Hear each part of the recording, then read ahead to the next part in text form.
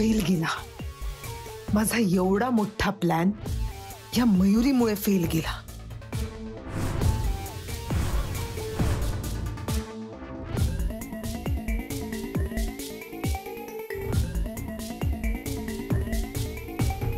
ताई, एवढे सगळे प्रयत्न करूनही शेवटी राजवीरचं लग्न लागलंच। म्हणजे एवढी सुट्टी वाटणारी ती मयुरी सुट्टी मारून पडली का तुझ्यावर? तू गप्प बसायला काय घेशील? ताई, अगदी राजवीरचं मयुरीवर किती प्रेम आहे आपल्याला सगळ्यांनाच माहितीये। आता तू बायको म्हणून घरात आली की तो रोज घरामध्ये तुझी पूजा करायला कमी करणार नाही। म्हणजे रोज मम्मा मम्मा करत तुझ्या मागे पुढे फिरणारा राजवीर बायको बायको करत त्या मयुरीच्या मागे पुढे फिरणार।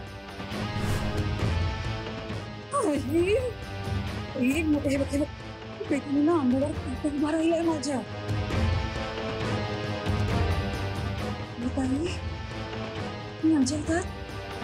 त्या सर्वांच्या घरावरची आणि राजवीरची मनावरची तुझी सत्ता संपली की काय?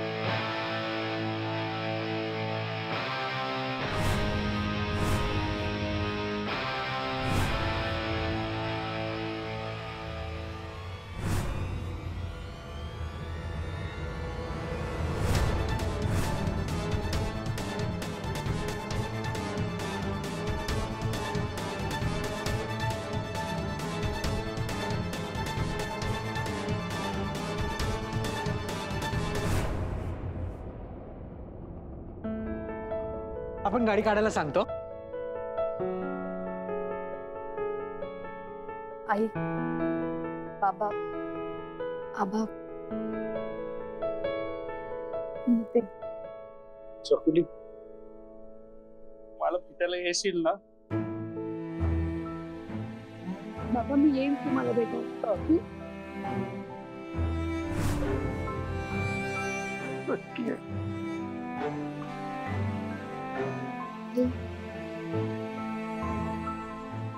येते एवढंच सांगेन, दुधातल्या साखरेप्रमाणे वेळ मिसळून ना।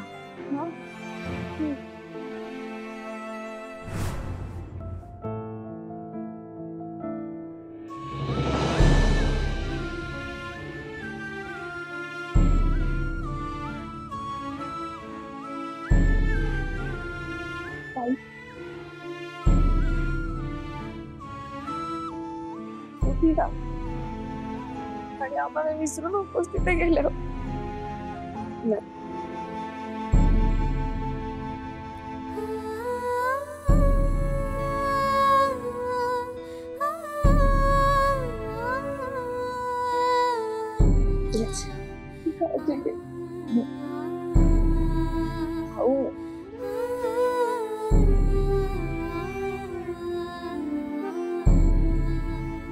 घरातली लहान असून त्या घराचा भार घेतला होईने मनासारखं कधी काही झालं नाही आणि आज सगळं तुझ्या मनासारखं होतं। त्यामुळे छान राहा,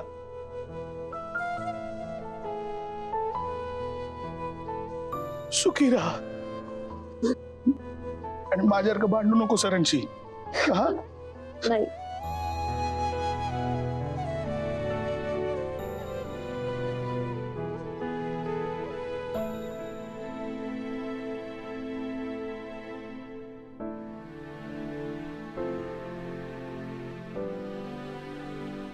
रडू नको। ब्युटी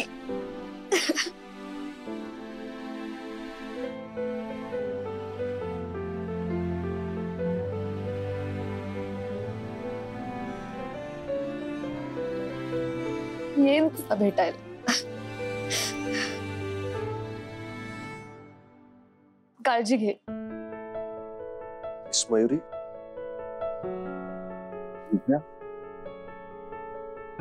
या.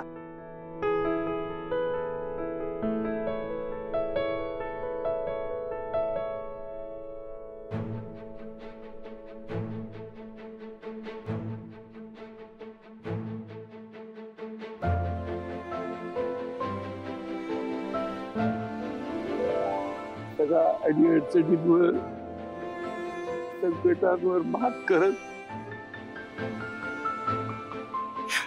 आयुष्यातल्या सगळ्या आघाड्यांवर तू सिद्ध केलं स्वतःला.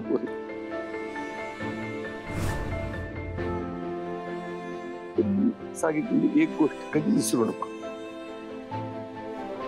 रक्षण करणं हा रणशिंग्यांचा धर्म आहे. बरं? तो विसरू नको. हो बाबा. आयुष्याची नवी सुरुवात करतेस. रडू नकोस ग. बोल. आता आयुष्यभर अशीच रडत राहणार आहे तुमची लाडकी नात.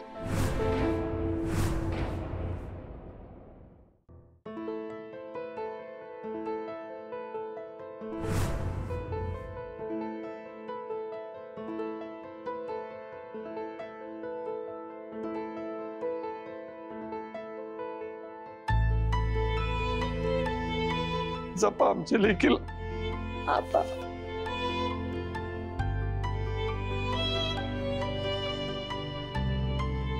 आपा असं काय करता आपा? अहो मिस मयुरी त्यांच्या सासरी जात आहेत ह्याचा अर्थ असा नाही की तुम्ही सगळे त्यांच्याशी कधीच भेटू शकणार नाही आहात. तुम्हाला जेव्हा जेव्हा त्यांची आठवण येईल, जेव्हा जेव्हा त्यांना भेटावंसं वाटेल, तेव्हा तेव्हा हक्काने तुम्ही त्यांना भेटायला यायचंय. आपा मी सुद्धा तुमचा मुलगाच आहे ना, आणि सराफांचं घर आता तुमचंही हक्काचं घर आहे.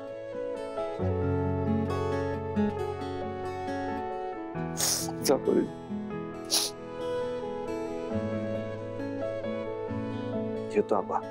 येते. येते.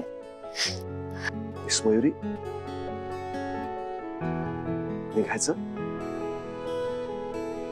या. असू दे असं. आयुष्यमान हो. सदा सुखी राहा.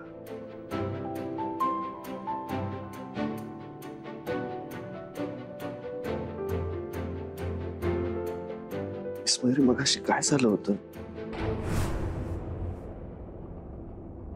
खोलीमधून तुम्ही लवकर बाहेर का येत नव्हता?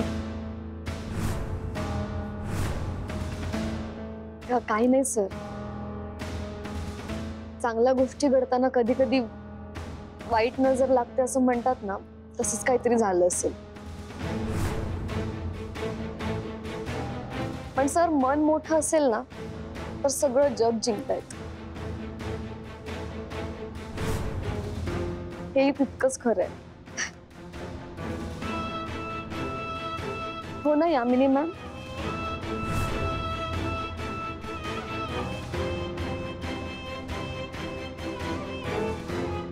सर तुम्ही माझ्या सोबत असाल ना, कुणीही आपल्याला वाईट नजरेने बघू शकत नाही. आणि जर असं कधी झालं तर ती वाईट नजर आपण दोघं एकत्र मिळून मोडून काढू.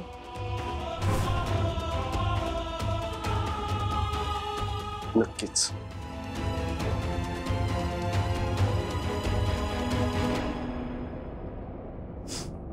निघूया. या. चला ना. अम्मा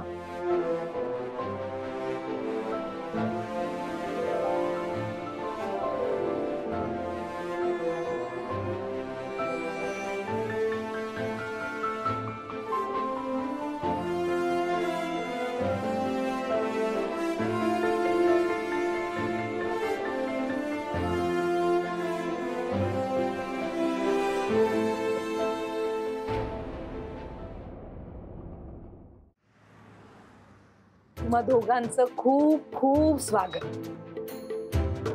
पण मयुरी बाळा 2 मिनिटं थांबा. मी आधी तुझं औक्षण करते, मग तू माप ओलांडून आत. हा मिठू. अगं विधवा स्त्रीने जर यांना ओवाळलं ना तर त्यांच्या संसाराची सुरुवातच वाईट होईल.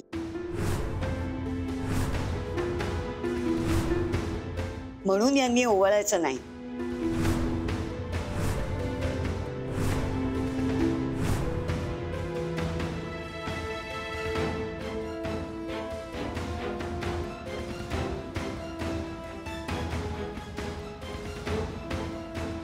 अगं शीला, तू जरा स्वयंपाकघरात बघ ना काय चाललंय ते.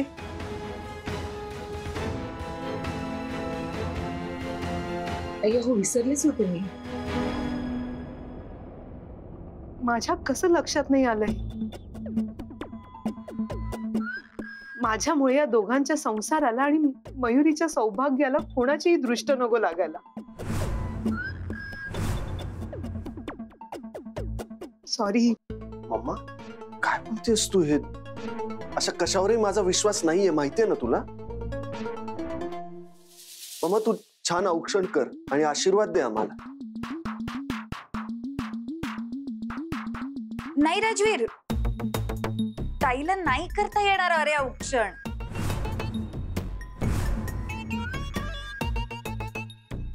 त्याची राज जर तुझे बाबा असते ना तर आम्ही दोघांनी अगदी आनंदात एकत्र उभं राहून तुम्हा दोघांचं औक्षण केलं असतं आणि माझ्या सुनेला घरात घेतलं असतं. पण आयुष्य बघणं कसं असतं. आज ते आपल्या सोबत नाही आणि जो माणूस त्यांचं रक्षण करू शकला नाही तो बजरंग, त्याचीच मुलगी माझ्या घरात सून म्हणून आली.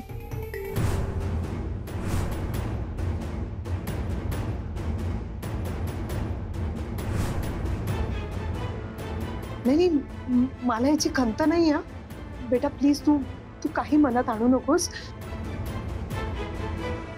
ते आठवलं म्हणून बोलले मी, माफ कर.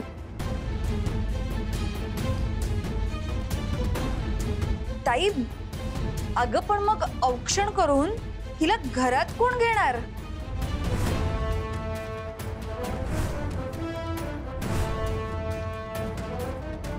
अरे हो मिठू, बरोबर बोललीस तू. मी नाही करू शकत औक्षण, आई नाही, तू नाही, मग